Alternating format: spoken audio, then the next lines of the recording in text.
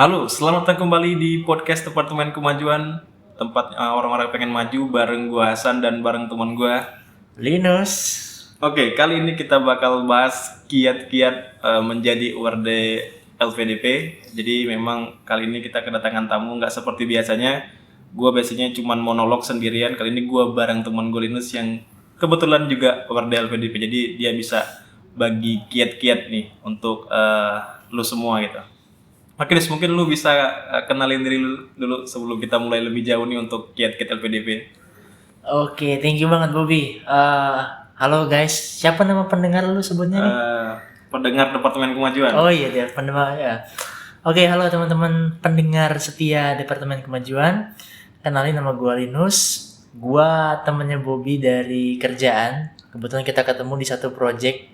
Ya lumayan lah, project yang satu yang terbesar di Indonesia di tahun ya antara 2020 sampai 2025 mungkin lah ya. Oke, gue backgroundnya di teknik sipil, gue kuliah tahun 2016 terus 2020 dan berarti sampai dengan sekarang video podcast yang direcord gue udah punya sekitar 4 tahunan lah pengalaman. Kurang lebih itulah background singkat dari gue ya. Oke, Dos. Itu tadi background singkat dari Linus, teman-teman. Mungkin kita langsung mulai aja, Dos, ya, tentang mungkin kiat-kiat ya, langsung spesifik untuk pendengar Departemen Kemajuan. Bisa nggak lu ceritain mungkin sedikit tentang latar belakang pendidikan lu, terus perjalanan karir lu sebelum lu mencoba untuk apply beasiswa LPDP? Oke, jadi tadi yang seperti gue bilang ya, jadi gue majornya di civil engineer, teknik sipil, dan gue angkatan 2016. Gue alumni dari Universitas Pertamina. Mungkin banyak pendengar yang belum tahu ya karena relatif baru. Dan faktanya ini gue tuh angkatan pertama. Jadi 2016 itu baru dibangun tuh kampus. Dan lu udah masuk ya? Tiba-tiba gue di apa? Ya di inilah ada dapat rezeki. Disuruh sama Tuhan lah mungkin jalannya ke sana ya. Karena gue masuk 2020 tadi gue lulus ya. Dari 2020 sampai 2022 itu gue sempat kerja di kontraktor swasta, bidangnya keairan ya. Jadi kita full ngerjain project pemerintah, project PUPR. Dan setelah di 2022 itu gue pindah ke project yang ini yang satu tempat sama si Bobby nih. Nama projectnya nih RDMP ya. Gak tau Bobby pernah sharing belum nih? Gue belum pernah sharing sih. Gitu. Tapi emang gue sama Linus kebetulan pernah satu project juga ya dan sekarang kita satu perusahaan juga, Nus ya. Iya, tapi fun fact-nya nih ya guys ya, gue sama Bobby itu nggak pernah barengan. Iya, benar. Jadi itu pas gue udah keluar dari RDMP, Bobby itu baru masuk. Iya, benar. Jadi kita diperkenalkan, dipertemukan ya sama salah satu teman kita di CS kita juga nih. Ada namanya Pak Momot lah itu. Jadi itu terima kasih Pak Momot ya. Itu jadi dari situ gue ketemu sama Bobby dan sekarang gue posisi kerja di salah satu perusahaan terbesar juga di Indonesia di bidang produksi kertas, pulp and paper. Dan akhirnya gue satu kantor lagi sama si Bobby, satu departemen lagi. Satu departemen. Inilah itu takdir ya namanya ya. Oke, mungkin itu sih Bob untuk perjalanan karir gue ya, singkat sama pendidikan. Dia sedikit singkat, jadi itu memang latar belakangnya civil engineer, Mas ya.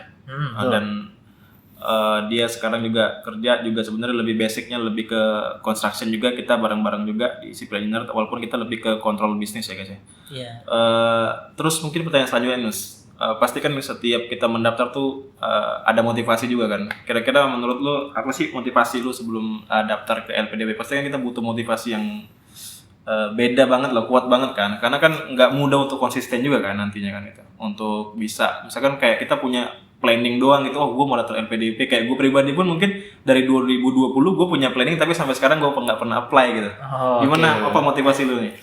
Oke, mungkin disclaimer di awal ya mungkin ya. Sebenarnya ini konteksnya nggak spesifik LPDP ya. Jadi benar. Kalau kita bicara motivasi utama ya, kalau gue pribadi sebenarnya kebetulan nih gue tumbuh di keluarga yang backgroundnya tuh mayoritas tuh guru. Jadi di keluarga gue itu benar-benar salah satu yang dipegang yang paling utama itu pendidikan. Dan bokap gue juga dari dulu, dari gue kecil selalu nasihatin gue one on one gitu kan, empat mata gitu, dia selalu bilang gini, Dek, kalau kamu pintar, kalau nilai kamu bagus, kalau pendidikan kamu tinggi, kamu nggak nyari orang tapi orang nyari kamu. Oh, keren. Nah, jadi itu sih kayak itu filsafat kehidupan yang selalu ditanamkan sama orang tua lah dari gua kecil.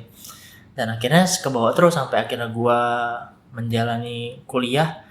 Disitulah gua tumbuh keinginan lagi supaya bisa terus lanjut gitu untuk pendidikan.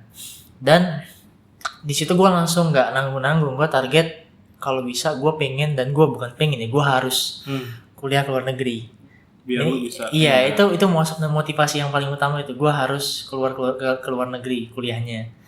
Bukan karena Indonesia kurang bagus ya kampusnya, cuman kan kalau kita mau jadi yang terbaik, kita harus targetin yang terbaik. We have to aim for the best. Gitu.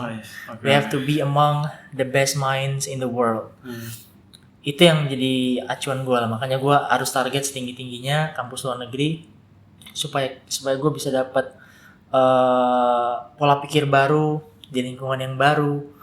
Terus juga membuka lah wawasan global itu kayak gimana sih kalau misalnya kita bersaing di lingkup global itu sebenarnya kayak gimana sih. Jadi pikiran kita lebih terbuka. Itu dulu sebenarnya berangkat dari keinginan itu sendiri lah, maksudnya keinginan sendiri yang tadi didasari juga dari filsafat keluarga gue juga sih. Itu yang paling utama. Nah dari situ nanti semuanya akan mengalir sendiri sih. Tadi di awal gue bilang LPDP bukan satu-satunya. Masih banyak karena banget sebenarnya pintu ya. Iya, sangat banyak sih, ratusan bahkan kalau gue bisa bilang ya.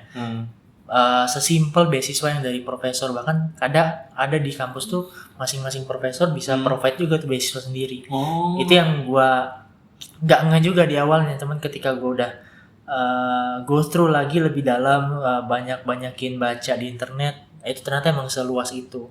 Jadi kebetulan emang salah satu tools buat gue meraih mimpi tadi kuliah di luar tuh LPDP, dan inilah mungkin jalan yang dikasih Tuhan ke gue kan.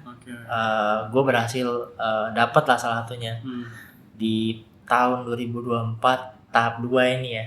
Mantap. Jadi for disclaimer guys, jadi memang si Linusnya emang udah resmi ya, bukannya baru daftar terus belum ada hasil, tapi dia udah ada hasilnya, dan juga sebenarnya udah keterima juga Nus ya di salah satu university ya di Italia. Yes. Jadi udah keterima juga.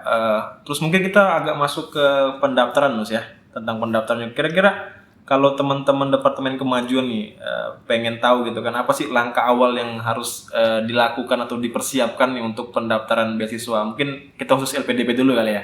Untuk LPDP gimana kira-kira? Oke, jadi mungkin yang perlu gua tekanin lagi ya dari awal ya. Jangan jadikan LPDP ini sebagai tujuan utama dulu. Jadi lu jangan bikin orientasinya ke gua harus dapat LPDP. Tapi lu melewatkan poin yang lebih penting lagi daripada apa tuh? Dapat LPDP itu sendiri. Lo harus tahu dulu roadmap hidup lu jangka panjang mau gimana. Lu punya target itu apa sih dalam karir lu, dalam kehidupan lu. Karena itulah yang jadi basic dan memperkuat motivasi lu untuk bisa dapetin nih LPDP. Karena kalau misalnya lu dari segi motivasi dan juga tujuan hidup lu itu kurang firm, apa yang lu propose nanti misal di esai ataupun di form aplikasi itu kurang firm, itu juga malah mengurangi potensi lu buat bisa lolos di LPDP itu sendiri. Jadi sebenarnya yang paling utama tuh lu harus tahu dulu tujuan lu tuh mau gimana. Lu emang dari S2 ini tuh mau ngapain sih emangnya nanti? Apa yang bisa lu aplikasikan dari hasil S2 lu ini? Karena kan ini kan pakai duit negara ya, dan apa yang bisa lu kasih buat Indonesia secara khususnya. Itu harus tahu dulu. Dari situ muncullah ke step berikutnya. Ketika lu tahu target lu, ketika lu tahu apa yang mau lu cari, ilmu apa yang mau lu dapetin, barulah tuh pikiran tuh program studi apa nih yang mau lu ambil dan juga kampusnya di mana. Itu juga penting tuh Bob. Jadi jangan cuman gue pengen LPDP kampusnya nantilah. Pikiran kebalik, justru harus tahu dulu kampusnya di mana dulu nih. Balik lagi kan, LPDP ini salah satu tools, salah satu vessel atau kapal yang bisa membawa kita ke tujuan itu. Jadi bukan satu-satunya. Harus tentuin dulu lu mau kemana gitu, bukan naik kapal dulu ya. Iya. Lu jangan, gue pilih kapal yang paling bagus nih. Iya, Tujuannya kemana gitu nggak ya. tahu. Ya jangan gitu ya teman-teman ya. Intinya gitu sih. Oke. Mulai dari internal dulu, nanti mungkin kita bisa masuk ke masalah yang lebih teknis lah ya untuk pendaftaran itu. Itu langkah awalnya itu kalau dari gua sih. Oke, itu langkah awalnya guys ya. Mungkin kita lanjut lagi nih. Kira-kira kita kan tahu ya, mungkin secara overview aja, mungkin di Google juga masih bisa dapat teman-teman dapetin ya, kayak masalah dokumen gitu. Kira-kira dokumen apa aja sih yang harus kita persiapkan dan apa aja nih yang bisa buat kita lebih menonjol di sesi pendaftaran gitu? Oke, kalau sebenarnya terkait dokumen semuanya sudah lengkap sih ya, sudah lengkap di websitenya LPDP dan juga setiap tahun tuh dia selalu perbarui tuh. Jadi dia selalu publish lagi modulnya untuk terkait pendaftaran LPDP ini, karena biasanya emang ada update-update update perubahan gitu, Bob. Tapi yang biasanya sih yang paling basic sih ya, sama halnya seperti beasiswa lainnya sih, yang pasti hal-hal biodata diri yang dasar itu biasanya diisi by online form. Terus dokumen kependudukan jangan lupa itu wajib ya, KTP itu harus, paspor kalau bisa udah mulai disiapin juga kalau bagi teman-teman yang emang udah targetin buat kuliah di luar. Nah terus ini yang paling penting juga nih, yang biasa orang tuh prepare-nya agak panjang nih, IELTS ya atau TOEFL ya TOEFL boleh ya, IELTS atau TOEFL boleh, cuman yang biasanya yang paling makan waktu ya. Oh iya, jelas. Gua pun juga berbulan-bulan ikut kursus nih. Nggak segampang yang lu pikir ya, jadi memang harus persiapannya mateng banget ya. Contohnya kayak IELTS, kayaknya yang paling susah tuh IELTS ya, yang agak lama gitu preparationnya ya. Jujur kalau gue sendiri sih emang yang harus sampai kursus itu IELTS sih.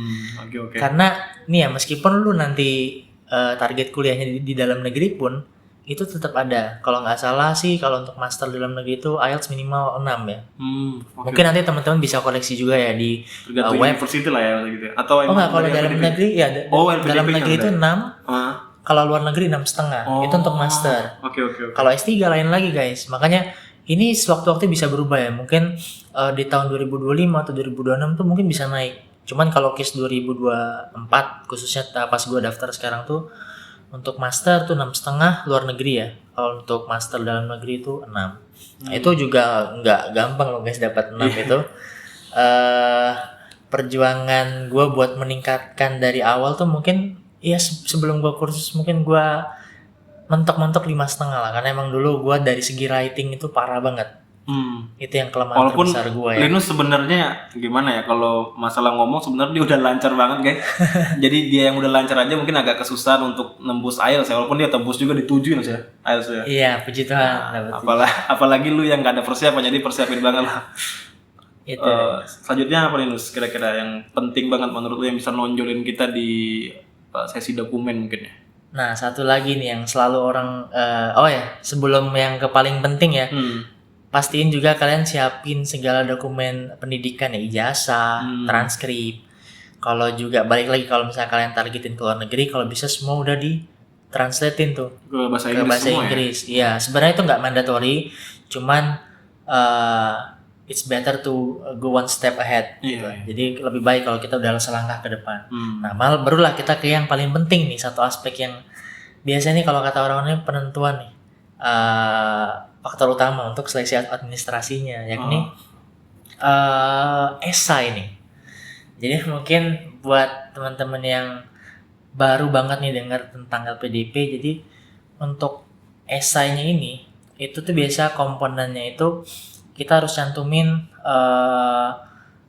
kenapa sih kenapa kita memilih program studi yang kita pilih, itu yang pertama dulu ya. Terus tadi kita juga harus bisa menuangkan rencana kita, baik itu jangka menengah dan jangka panjang.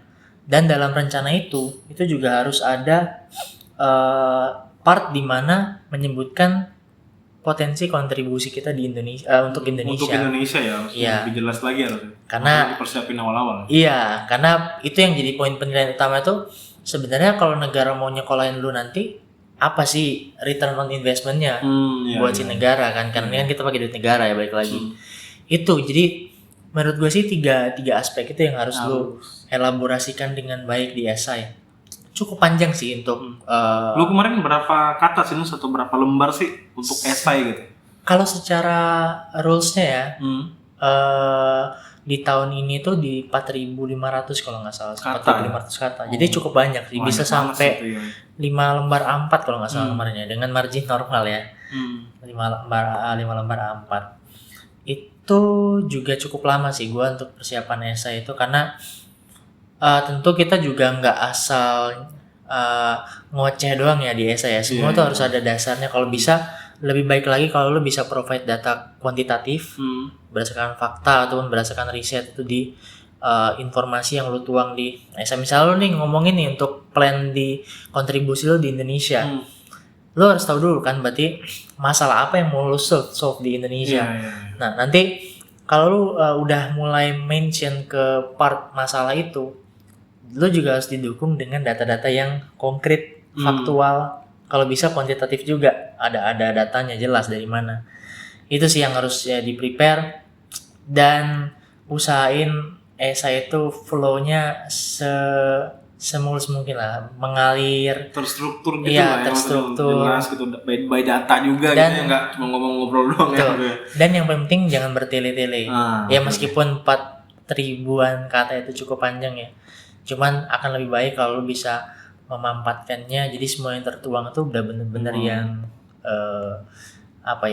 efektif lah, udah yang paling efektif dan efisien. Karena mungkin itu bisa nunjukin juga ya, maksudnya keseriusan kita juga ya, maksudnya untuk achieve pendidikan itu kan. Terus kontribusinya apa, kalau lu nggak bisa ngejelasin ya berarti lu nggak ngerti gitu apa yang lu sedang kerjain sekarang, mungkin itu Nas ya. Betul. Kadang kan gini juga ya, ada case orang-orang yang dia tuh pinter nih misalnya. Cuman kendala orang pintar, kadang dia susah untuk menuangkan isi pikirannya secara efektif. Itu kan juga jadi percuma, jadi sia-sia. Pintar lu itu nggak akan memberikan manfaat kalau tidak bisa dituangkan secara efektif dan efisien. Nah mungkin ada poin penilaian juga di situ ya, makanya cukup penting juga guys buat kita keep it concise.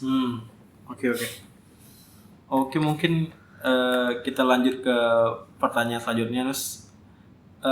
Ini sih lebih mungkin kita kayak ini kan pengalaman administrasi sebenarnya kayak yang lu sebutin tadi ya. Langsung setelah administrasi itu kan langsung tes Nas ya. Langsung tes apa sih kita setelah, kalau misalkan ini ada 2 pilihan nggak sih? Ada yang tes, ada yang nggak, mungkin lu bisa jelasin juga sih. Oke, ini gue lupa sih di awal ya. Tadi terkait dokumen ya guys ya. Jadi ketika kita daftar LPDP itu kan banyak tuh ya kategorisasinya. Mungkin gue bicara dalam konteks yang gue lalui ya. Jadi gue daftar beasiswa yang reguler.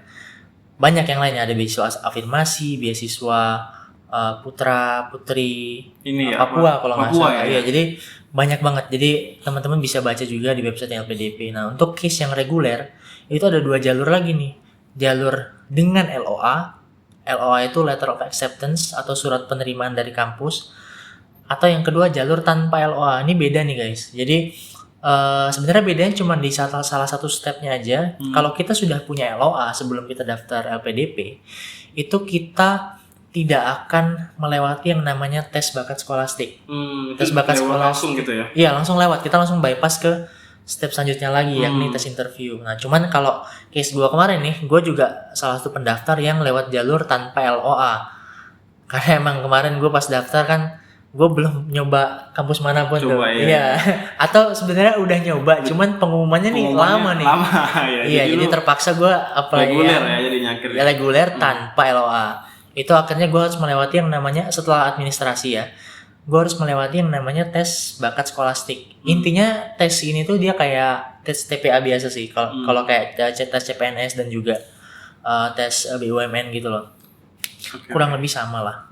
Mungkin gini Nus, kan masalah tes bakat skolastik itu kan pasti lu ada persiapan juga ya, persiapan mateng. Terus masalah tes substansi itu kayaknya lebih ke wawancara gitu ya. Betul banget. Mungkin lu bisa jelasin nggak, maksudnya persiapan apa nih yang perlu dilakukan sebelum tes potensi akademik atau bakat skolastik itu sama tes substansi?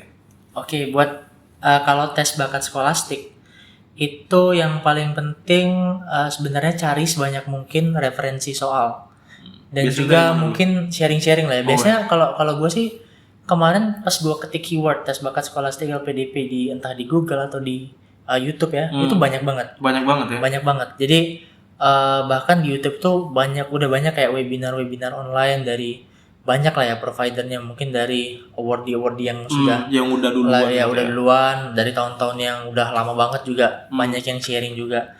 Itu sih itu yang paling penting yang pertama, karena kayak misalnya kita mau perang nih kan kita harus tahu nih medan perangnya kayak gimana dulu kan, senjata lawan kayak gimana. Jadi kita harus tahu dulu kerangka soalnya kayak gimana, ada part apa aja, misalnya kayak ada verbal, ada matematika, verbalnya berapa soal, itu kan yang paling penting ya, kita harus tahu kerangkanya.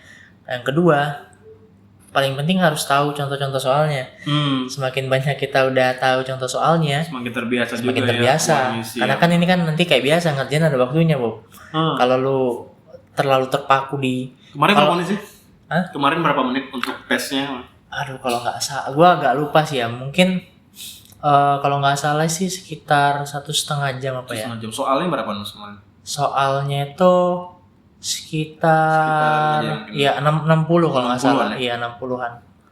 Nah kalau masalah rinciannya, jujur gue juga agak lupa dikit ya guys ya. Mungkin bisa dicari. Itu banyak sekali referensi. Mungkin lu mau belajar, mau nyari aja gitu ya. Betul, itu yang paling penting guys. Jangan capek buat baca-baca atau browsing kalau lu udah nargetin tentang sesuatu hal ya.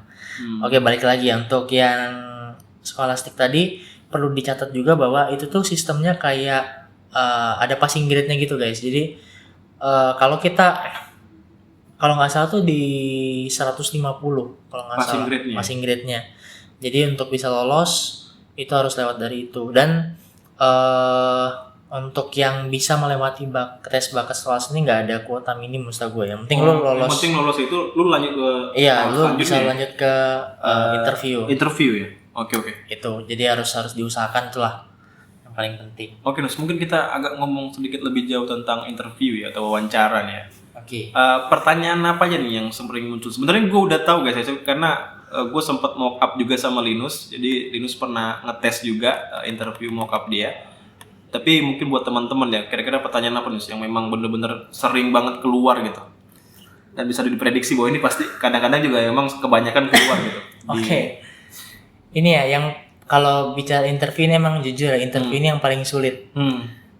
Mungkin buat memberi gambaran gimana sulitnya guys. Kemarin gue baca untuk periode LPDP tahap 2 tahun 2024 itu yang lolos ke interview, Bob, itu sekitar 18.000 orang. Tapi yang lolos finalnya cuma 4.000. Buset. Bayangin, berarti ketika lu nih guys, misalnya ketika kalian interview itu tuh kalian tuh dihadapkan dengan banyak pribadi-pribadi berprestasi yang lainnya. Iya. Itulah semengerikan itulah bayangannya. Gue juga sebenarnya awalnya tuh nggak tahu ya berapa orang yang nih. Gue juga agak kaget sebenarnya awalnya pas diketahui jumlah itu. Jadi dan tren ini akan terus meningkat sebenarnya. Jadi kalau kalian nanti daftar di tahun 2025 atau 2026, ya, karena keinginan itu pasti lebih banyak karena kan lagi ya. LPDP makin populer kan. Makin populer, benar banget. Nah jadi ini oke lah kita masuk ya. Kalau gambaran besar terkait interviewnya biasanya tuh ada 3 pihak ya. Paling minimal tuh ada 3 pihak yang interview kita. Yang pertama yang udah pasti itu dari pihak dosen, akademisi yang pasti sejalan dengan apa yang background kita. Iya. Misalnya gue teknik sipil nih. Nah, berarti dosen teknik sipil tuh yang interview gue kan. Nah, lalu yang kedua itu ada dari psikolog biasanya. Psikolog ya? Psikolog. Ini juga yang biasanya nih ya, sesi yang pas ditanya-tanya sama psikolog nih yang paling menyudutkan. Karena tahu sendiri kan, psikolognya udah tahu nih seluk-beluk pemikiran orang kan. Kalau kita gitu jawab apa, nanti dia bisa nanggepin apa. Ini yang paling bahaya kadang-kadang guys. Itu yang kedua ya. Yang ketiga, ini bisa lebih general. Kadang bisa langsung dari orang Kemenkeu-nya atau bisa juga dari dosen juga. Cuman biasa topiknya ini lebih mengcover general ataupun lebih ngulik lagi tentang apa sih sebenarnya plan kontribusi lu gitu loh. Dia bakal nguji lagi sejauh mana sih pemikiran yang udah kita siapkan untuk kita bawa nih ke kompetisi LPDP ini gitu. Nah tadi jadi oke lah, mungkin kita satu persatu lah ya. Kalau pertama mungkin terkait tadi ya. Kalau biasanya kalau pertanyaan dari dosen itu dia lebih terkait background teoritis dari topik yang akan kita ambil ya. Oke Nus, mungkin gue sedikit disclaimer teman-teman. Jadi kalau buat lu yang memang tertarik banget, misalkan nggak cukup dengan interview ini aja, lu bisa banget untuk ngubungi Linus sebenarnya di link di bawah Nus ya. Udah gue cantumin link di bawah, lu bisa banget one on one coaching sebenarnya sama Linus juga gitu. Tapi ini kita bakal bahas juga Nus ya, lebih mendetail juga sih untuk di podcast ini. Tapi kalau emang lu ngerasa kayaknya gue masih belum percaya nih dengan interview gue nanti, atau misalkan mau nge-review esai Nus ya, bisa juga. Dan Linus juga kasih juga Nus ya, gratis ya, ada free untuk persiapan template ya untuk LPDP. Jadi teman-teman bisa akses di linknya Linus ya teman-teman ya. Oke Nus, mungkin lanjut lagi Nus untuk interview wawancaranya nih. Oke, ini di sini gue kasih general aja ya. Mungkin kalau teman-teman mau lebih detail tadi ya sesuai yang mau disampaikan.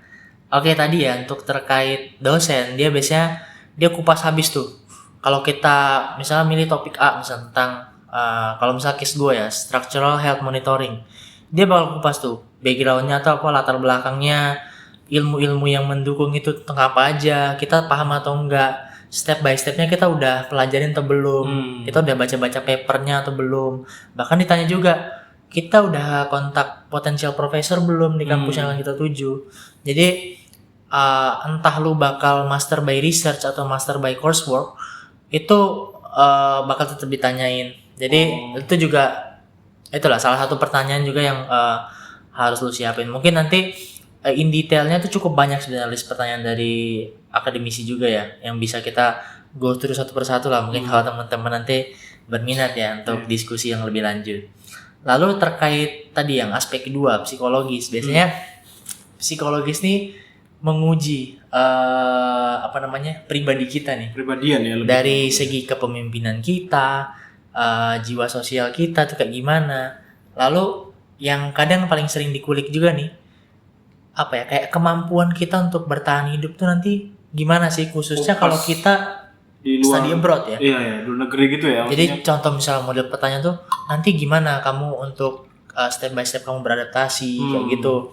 Terus ada juga nih, gue denger cerita dari mentor gue kan, mentor yang bantu gue mock up interview juga.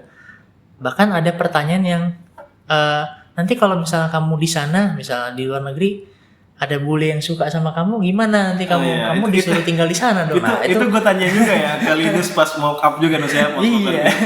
Jadi teman-teman juga mungkin yang tertarik di one on one coaching sama Linus nanti juga bisa Nus ya untuk mock up interview. Nanti Linus juga punya pertanyaan yang memang relate banget dan benar-benar aktual Nus ya, yang ditanyain juga sama interviewernya ya. Betul. Oke, mungkin lanjut di psikolog ya Nus ya. Iya, psikolog. Jadi intinya itu sendiri. Psikolog itu lebih ke mengupas pribadi ya. Kalau tadi akademisi mengupas otak lu dan pengetahuan lu atau knowledge lu tentang topik lu, nah psikolog nih pribadi lu. Jadi lu orang kayak gimana sih, tipenya, pergaulannya, terus keaktifannya, gitulah. Nah masuk yang terakhir nih, yang ketiga, yang biasa yang tadi yang gue bilang ya, biasanya itu mungkin dari Kemenkeu, orang dari LPDP-nya, atau bisa juga mungkin dosen juga. Ya. Iya, sebenarnya jujur pas interview pun juga para interviewernya nggak perkenalan lebih detail juga sih Bob. Iya, gue cuman menerawang aja nih, wah ini dari cara ngomongnya ataupun konten pembicaranya, wah ini dosen nih gitu. Gue nerawang kan.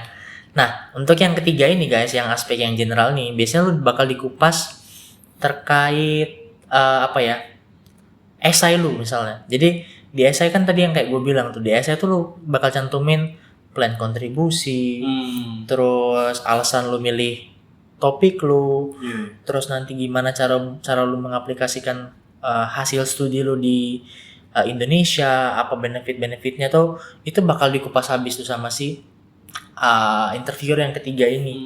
Jadi tuh balik lagi ya, lu makanya tadi di awal banget tuh gue bilang modal yang paling pertama, lu harus form dulu sama tekad. Sama motivasi lu, tujuan lu tadi ya, roadmap lu mau gimana, itu harus clear dulu, harus form dulu, karena inilah yang akan dibantai. Jadi itu juga gue masukin di salah satu bahasan di buku gue juga. Jadi gue masukin memang build your expertise kan. Jadi kita harus bener-bener stick dulu, maksudnya kita mau kemana ya kan, terus kita pelajarin kan apa yang mau kita tuju itu kan. Kalau nggak kayak gitu kita jadi nerawang, jadi kan alasan kita apa. Begitu juga dengan LPDP Nus ya. Jadi kita harus tahu dulu misalkan lu mau jadi apa sih ke depannya gitu kan. Lu mau ngembangin apa gitu kan. Karena kalau misalkan lu masih nerawang ya bakal susah juga di esai ya mungkin ya. Iya, betul sih. Itu guys ya. Pokoknya intinya salah satu tips utama dari gua tuh kita harus benar-benar firm dulu lah untuk apa sih tujuan hidup kita, apa sih yang mau kita targetin gitu ya. Nah mungkin ini sedikit beberapa tips ya Bob ya, ada dalam ini secara general untuk setiap pertanyaannya untuk di interview. Pertama guys, kalau kalian tuh targetin ke luar negeri, you must be prepared, the interview will be in English. Full interview in English ya. Jadi bakal di interview full dalam bahasa Inggris. Kalau kalian targetnya kuliah di luar negeri. Tapi kalau dalam negeri mungkin beberapa pertanyaan tetap bahasa Inggris. Jadi lebih baik kalian tetap prepare ya untuk menyiapkan jawaban dalam versi bahasa Inggris. Oke, mungkin lanjutnya ke ini nih ya. Ke essay ya mungkin ya. Karena kan essay ini kan lebih yang mungkin udah lu bahas dikit tapi mungkin kita agak lebih detail ya. Karena kan di essay ini kan penting banget ya, maksudnya dia juga sebagai apa ya, maksudnya sebagai contoh dari personal branding lu juga kan, maksudnya visi misi lu juga lu tulis itu ya, maksudnya mungkin lu bisa nggak sih bikin structure mungkin flow dikit aja ya untuk pendengar Departemen Kemajuan biar mereka bisa ada arah nih kira-kira essay itu apa dulu sih pertamanya, terus yang keduanya, ketiga sampai yang penutupnya gitu lah untuk closingan essay-nya gitu. Oke, mungkin kalau dalam konteks yang gua tulis kemarin ya, yang jelas yang pertama tuh introduction. Introduction tuh boleh deskripsiin segala achievement lu juga, baik dalam akademik maupun organisasi. Intinya biasanya kalau kata orang-orang ya, bagian part pertama dari essay ini harus yang bisa benar-benar menarik lah. Ada kayak hooknya. Sebenarnya gua juga kurang bisa ngejelasin sih definisi hook itu kayak gimana ya. Atau misalnya kalimat kayak gimana nih yang bisa didefinisikan sebagai hook itu yang bisa benar-benar menarik. Intinya introduction itu ya. Usahakan jangan terlalu bertele-tele dan seringkas mungkin. Lalu masuklah ke yang paling utama. Lu harus jelasin kira-kira isu apa nih yang lu udah observe di Indonesia. Bebas mau dalam skala kecil pun juga nggak apa sebenarnya. Nggak usah terlalu bertele-tele skala besar. Lu harus deskripsiin isu itu dan nanti dari isu tersebut lu harus jelasin nanti potensi peran lu tuh kayak gimana dalam menyelesaikan isu itu. Dan akhirnya lu bisa kaitkan untuk menyelesaikan isu tersebut, lu harus membekali diri dengan pendidikan ini nih yang akan lu ambil untuk S2 lu. Nah, jadi essay ini intinya tuh saling mengaitkan ya. Lu punya isu, lu bisa menemukan solusi yang udah kebayang nih di otak lu, dan solusi ini bisa lu jawab kalau lu punya bekal ini nih yang akan lu dapatkan di perkuliahan. Dan peran lu apa dalam isu ini? Iya, peran gue tuh apa dalam isu ini? Itu harus dielaborasiin. Itu intinya key komponen kedua setelah introduction. Nah, key komponen ketiga biasanya juga lo harus deskripsikan di essay itu pilihan-pilihan kampus lo apa aja. Karena biasa kalau LPDP itu, apalagi kalau jalur yang tanpa LOA, itu harus ada 3 pilihan kampus dan 3 program studi ya. 3 program studi di kampus yang berbeda. Boleh kampus yang sama sih. Intinya 3 pilihan. Lo harus jelasin segala plus minusnya dan jangan jawab hal yang paling general. Oh, ini kampus top dunia. Lo harus bisa spesifik ya, itu course yang ditawarkan apa, ada course yang inline nggak sama target lo. Itu harus benar-benar spesifik. Itu ada profesor namanya siapa yang inline juga nggak. Itu lo harus survei atau research sampai sedalam itu. Itu juga salah satu nilai yang paling, makanya gue bilang key komponen ya, yang ketiga. Lalu yang terakhir gue mungkin bisa bilang ini closing statement lah. Closing statement nih sebenarnya penting nggak penting ya, karena kan balik lagi yang paling penting tadi komponen kedua dan ketiga. Closing statement nih kenapa penting? Karena kalau misalnya lo udah nulis bagus-bagus di atas, cuman kalau closing statement lo kurang, itu kan kesannya agak gimana ya Bob ya? Iya. Tidak diakhiri dengan baik. Waktu closingan lu jelek loh, lain juga ya. Nah kalau dari gue sih kemarin untuk closing penutupan gue sampaikan lagi sebenarnya dasar tekad gue dan motivasi gue tuh dari mana nih lahirnya. Dan akhirnya gue sampaikan lagi optimisme gue dalam atau optimisme gue untuk bisa berhasil dengan bantuan LPDP. Jadi gitu lah. Jadi gue harus bisa mastiin gue tuh sebenarnya bisa. Dan LPDP ini benar-benar tools yang bisa makin menjamin gue untuk bisa meraih mimpi-mimpi yang udah ya? Gue prepare sedemikian rupa itu. Itulah closing statement yang bagus lah ya kurang lebih. Ya kurang lebih itulah 4 poin ya. 4 poin tadi ya. Oke, terus mungkin ini agak sulit nih mungkin ya pertanyaan lu jawab. Kan dari 18.000 ya lu bilang tadi ya, terus yang keterima akhirnya cuma 4.000 gitu. Menurut lu pribadi apa yang membedakan lu nih sama pelamar LPDP lain? Jadi biar bisa jadi gambaran juga sih buat pendengar Departemen Kemajuan gitu. Itu menurut lu aja ya, kita kayak opini lu aja lah gitu. Wah ini Agak sulit agak. sulit sih sebenarnya. Karena juga nggak tahu ya maksudnya. Iya, benar. Yang membedakan lu apa? Tapi mungkin lu bisa jelasannya sih perjalanan lu gitu kan, perjalanan lu secara singkat aja kan, overview-nya aja sampai lu bisa sampai ke titik ini gitu ya. Itu kan pasti beda banget kan, nggak mungkin dong kalau misalnya sama prosesnya kayak lu pasti lolos juga gitu kan. Oke. Nah, gitu. Iya sebenarnya benar sih guys. Kalau ditanya apa gua harus membandingkan sama yang lain, gua nggak tahu yang lain tuh kayak gimana. Iya. Jawabannya model kayak gimana, cara dia menjawab kayak gimana tuh, karena kita nggak mungkin tahu kan ya siapa kandidat yang lain.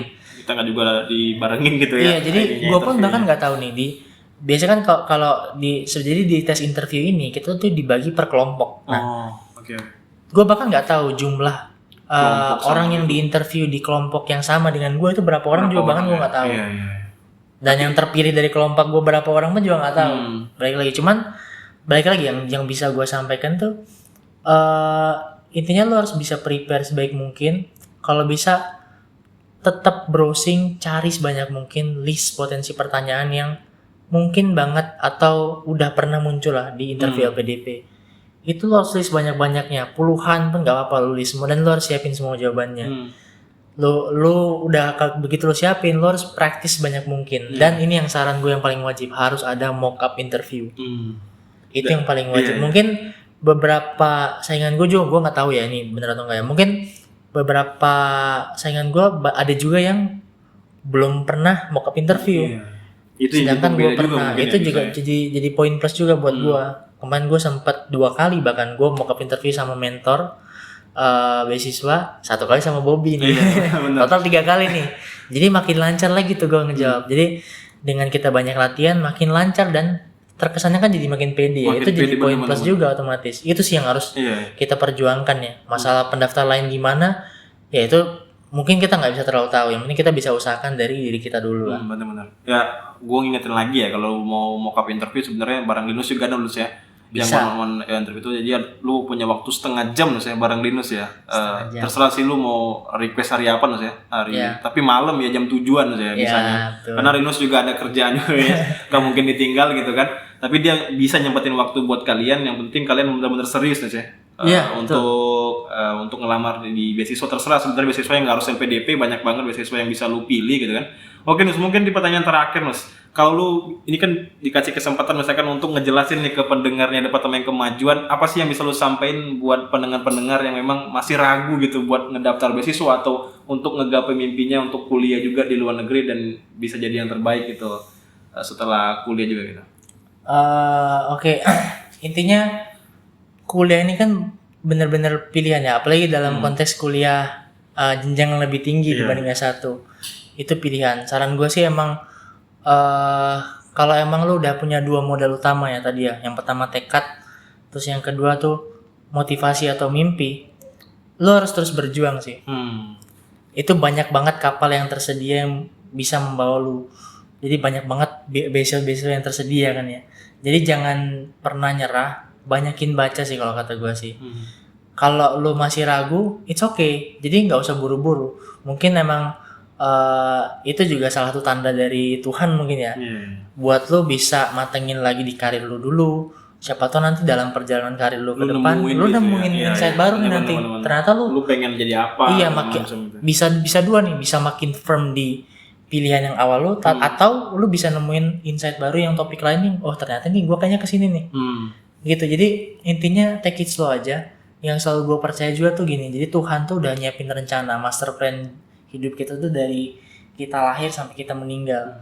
Kita tinggal, yang penting kita sebagai hamba Tuhan tuh kita harus usaha semaksimal mungkin menjalani, tapi tetap percayakan bahwa Tuhan tuh udah nyiapin jalan terbaik buat kita.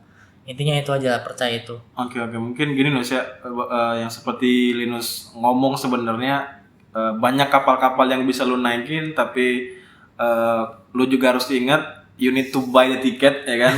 Lu juga harus usahanya harus kuat banget. Nah ya, tiket itu kan perlu usaha juga ya buat beli tiket gitu kan, buat naik kapal itu kan nggak segampang tinggal lu naik dong ya nggak bakal bisa juga gitu kan, pasti lu diusir-usir juga gitu. Iya, betul. Jadi lu harus tetap usaha. Oke guys, mungkin itu untuk podcast Departemen Kemajuan kali ini. Gue thank you banget Nus udah mau sharing nih. Oh, gue yang thank you nih Bapak. Podcast Departemen Kemajuan. Jadi buat teman-teman gue ingetin lagi, Linus buka one-on-one coaching sebenarnya buat mock-up interview, bahas essay lu. Nanti linknya gue taruh di bawah ya di LinkedIn. Bisa teman-teman request langsung terserah hari apa bareng Linus ya. 30 menit terus ya. Per sessionnya, karena Linus juga banyak kerjaan juga aja, banyak tugas juga gitu kan, dan apalagi dia juga masih preparation juga untuk milih-milih kampus lagi yang saya masih tetap ya, walaupun udah keterima juga ya, karena masih ada rencana-rencana yang ada target yang lebih prioritas lah ya, besar, lebih prioritas lagi. Jadi jangan sia-siain kesempatan. Mungkin kalau Linus udah ngampus nantinya itu bakal berat banget buat ngubungin Linus gitu, pasti dia lebih fokus ke pendidikannya gitu Nus ya. Iya. Oke, thank you guys, sampai ketemu lagi di podcast Departemen Kemajuan selanjutnya.